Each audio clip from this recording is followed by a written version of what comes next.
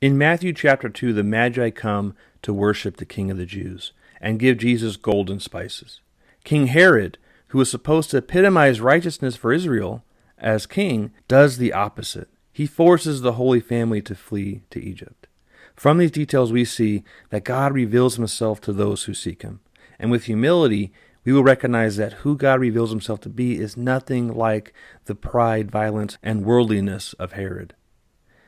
This passage also reveals that just like the Queen of Sheba gave gold and valuables to the son of David, Jesus is the embodiment of wisdom and a greater king than Solomon was. Finally, it reveals that just as Moses' life was threatened by Pharaoh, so too is Jesus persecuted from birth.